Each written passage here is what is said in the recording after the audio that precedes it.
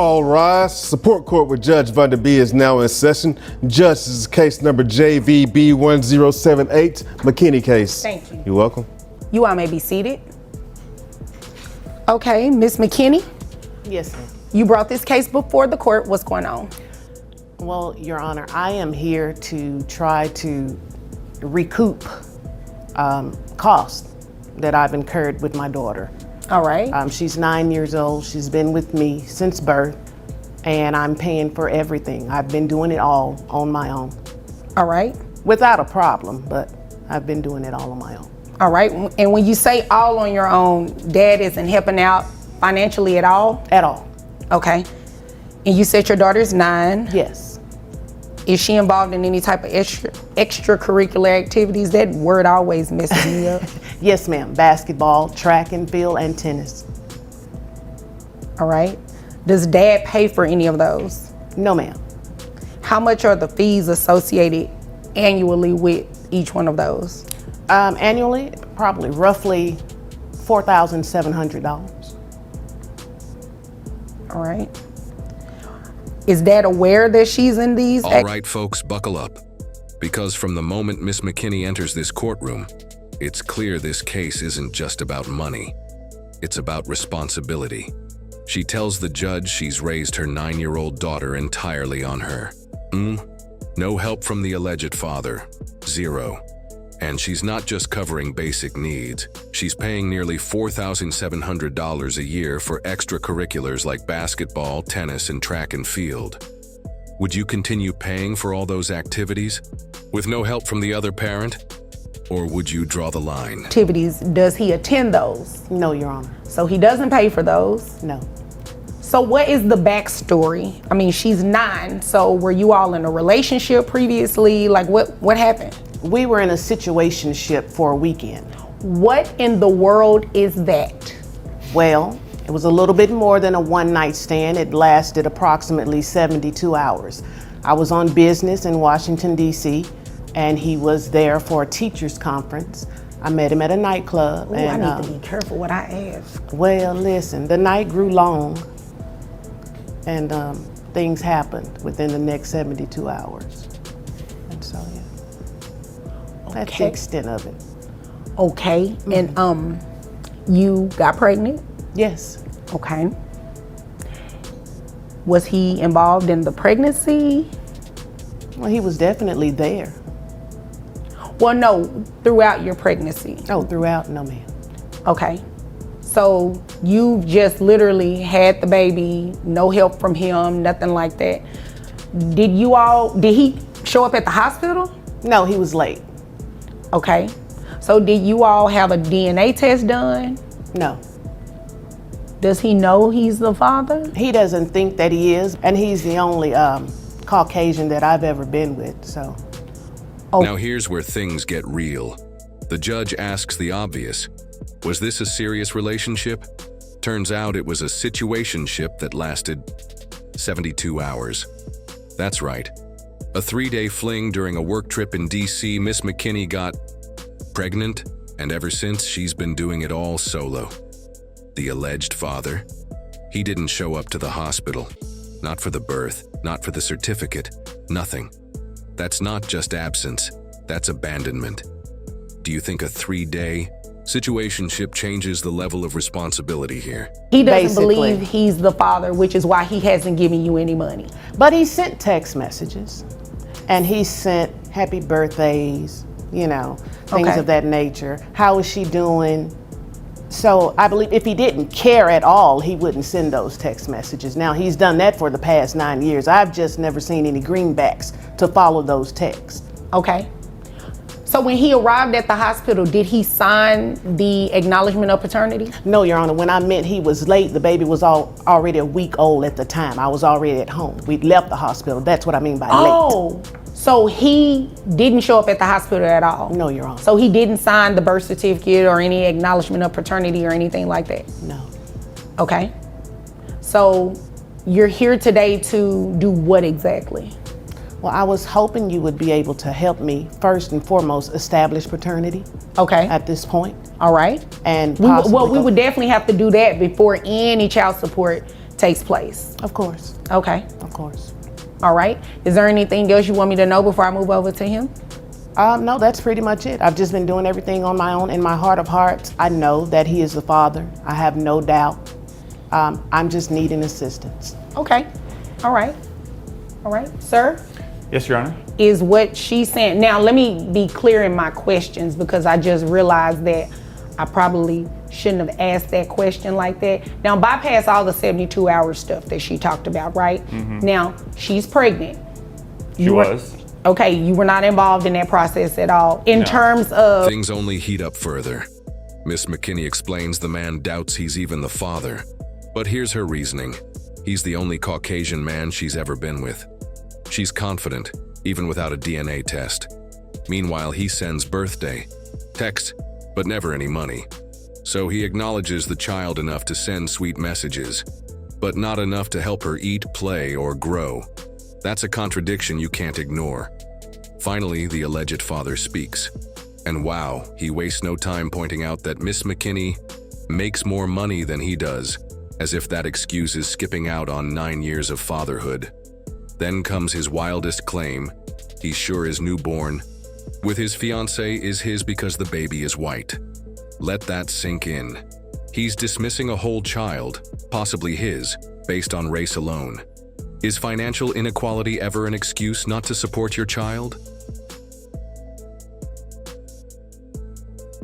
By saying that most of what she said is essentially true. Although there's some giant omissions in there and some things that you need to take into account to get the full picture. well, does it involve the 72-hour So thing? we were involved approximately that amount of time, yes. Okay. That sounds about right. Yeah, I don't want to know any specific don't details worry. about that. I'm not here to give you the details of it. I'm just here to tell you that we were in an intimate relationship on and off for about 72 hours, yes. Okay. So, after you found out she was pregnant, what happened? Well, first let me add some context to everything before I answer that, Your Honor. She works for the federal government. I'm a teacher. I'm a high school teacher. She Okay. makes significantly more money than I do. I make about $60,000 a year. I don't know the exact figure of her annual income, but I know it's a lot more than that. She's in far better position to support her daughter than I would be, and what she's asking for. You for said me, her daughter, so you truly don't believe this is your child? I am willing to accept that it may be, but we've not done a DNA test. What she said about being only with one Caucasian man, I have no way of knowing if that's true. She's lied before to me. So don't take, she was honest with a lot of the stuff she said fairly, but here's a big thing she forgot to mention. I have a son of my own. I have a newborn son, and with my fiance. Congratulations. What does Thank that you have very to do much. with this? This is Well, what it has. I allowed you Okay. the opportunity to speak. This is his time. Yes, now, I ma'am. asked you, was there ma'am. anything else you needed me to know before I moved over to But I him? already know he's gonna push my buttons. Okay, well, just sit there and don't let him. The judge doesn't buy any of it. She reminds him the relationship length, the salary gap, even the new baby. None of that matters. A child exists, and that child deserves support. The judge orders a DNA test and lays it out clearly. If he's the father, he's paying support. Can we just give a round of applause to the judge for staying focused on the child? At this point, Miss McKinney's had enough. You can see it in her face. She's tired of the excuses, the finger pointing, the passive-aggressive jabs. Meanwhile, the father continues defending his lack of action with the same excuse. I didn't. No. Emotional peak. 9 years and no real effort, and now he wants us to believe he's the victim? Now, if for any reason the child does come back, well, the DNA test does come back and you are the father, you will have to start paying child support being ordered today, all right? Can I respond to that, Judge, if I may? We were in what amounted to a long one-night stand. We never committed ourselves to each other. I wasn't even aware that she gave birth until like a week after it happened. Lies. No, I was never told that. Excuse me, Miss McKinney, Yes, Your Honor. It's the lies. it's the buttons. Woosah. Okay? Now, to your point, I was looking here through this Texas family code looking for where it says that you have to be in a relationship with somebody to not have to pay child support, and it doesn't exist. Well, she never, said. I was under the impression, from what I remember, that she was on birth control. Now, that may be my faulty memory, but I never entered into this relationship with any intention. Even still, let's just be clear. Birth control or not, a 9-year-old child is here. These are the facts.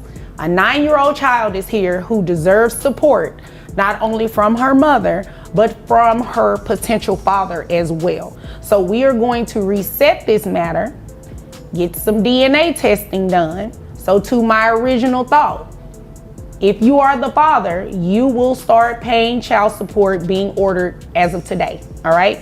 If he is not the father, you can come back to court and petition as many people. Now, don't take that offensive. I'm not saying that you just been with everybody or anything like that, but you can come back and petition as many people as necessary, because this child, as I just stated, deserves to have the support from not only her mother, but from her potential father as well. So, do you all have any questions about what you're going to do?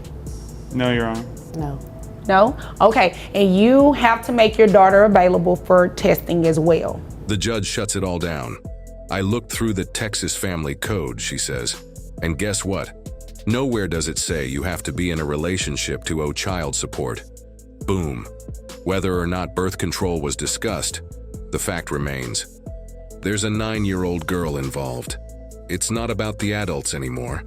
It's about what the child needs. Period. Do you agree with the judge that the law should focus only on the child, not how the child came to be? The courtroom wraps up with a clear direction. DNA testing will determine paternity, and if the results confirm what Ms. McKinney believes, child support starts immediately.